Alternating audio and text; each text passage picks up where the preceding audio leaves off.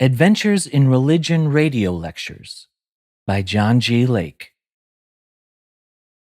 Lecture 3, given on the 26th day of June in the year of our Lord, 1935.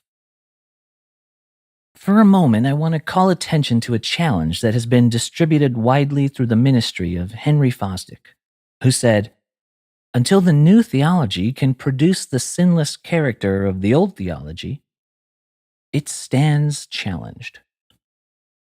That is our position. We're reminding you, friends, that God is a miracle God. God is a miracle. Jesus Christ is a miracle. His birth was a miracle. His life was a miracle. His death was a miracle. His resurrection from the grave was a miracle. His ascension was a miracle. His reception at the throne of God by the eternal Father was the greatest of all miracles, because that God then gave him the gift of the Holy Spirit and made him the administrator of the Spirit forever.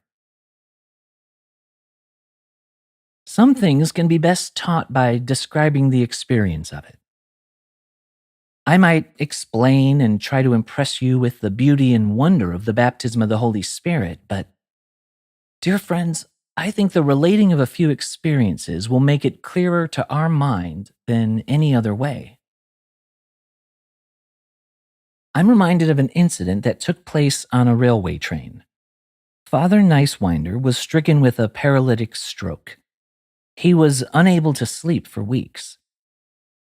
When they got him on a train to bring him to Spokane, the motion of the train temporarily soothed him, and he fell asleep and had a dream.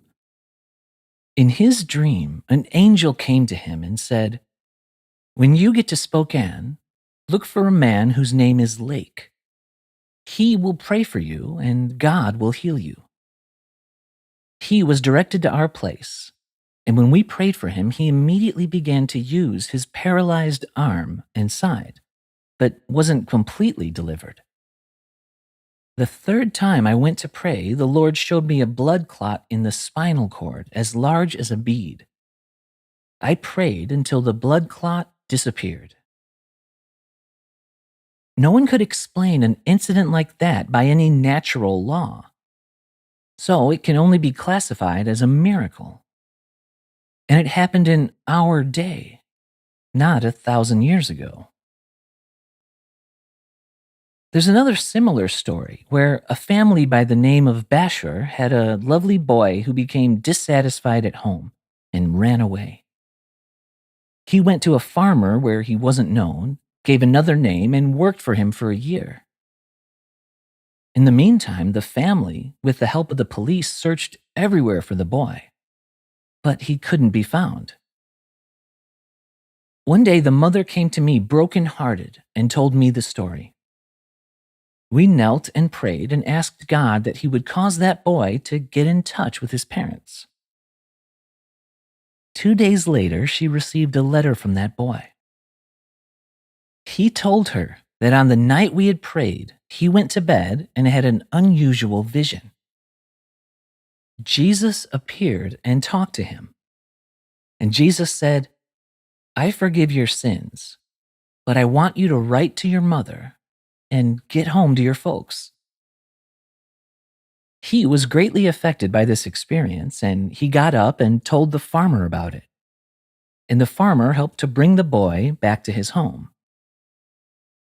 That boy is now married and has a nice family and still lives in Spokane. The part that might interest young people is this. I was preaching in Micah, Washington, where I told this story. A young lady in the audience listened to the story, and after the meeting, she said to me, "I'd like to meet that young man." She did, and he became her husband. Dear friends, these are some of the things that show us that there's a work of God's Spirit different from what we're ordinarily accustomed to. And these are the things that make faith and religion real to New Testament Christians. Many people in Scripture, like Joseph, were guided by dreams. Some were guided by a voice from heaven. Now, we are contending and bringing to your attention that there was an experience provided by the Lord Himself that made that kind of intimacy a possibility. That is the baptism of the Holy Spirit. I want to emphasize that so strongly that it would penetrate the deepest parts of your spirit. And I want to tell you one more story. The Hunt family lived in the woods of Kellogg, Idaho. I visited in their home just a little while ago. They said that their elderly father was going to die, and the son was very anxious about him. The father kept saying, "Son, I don't think I'm supposed to die." The son had been in prayer a lot about this matter. One day, he stood on a long road, and he said a man appeared a little up the road. And as the gentleman approached, he addressed Mr. Hunt, saying, "I am Mr. Lake. I have healing rooms in Spokane. If you will bring your father there, the Lord will heal him." He was so impressed that he got his father and brought him to me for prayer. And the Lord healed him gloriously, and he lived many years. The value of the ministry of healing is not in the mere fact that people are healed. The value of healing is more largely in the fact that it becomes a demonstration of the living, inner, vital power of God, which should dwell in every life and makes us new and mighty men and women in the hands of the Almighty God.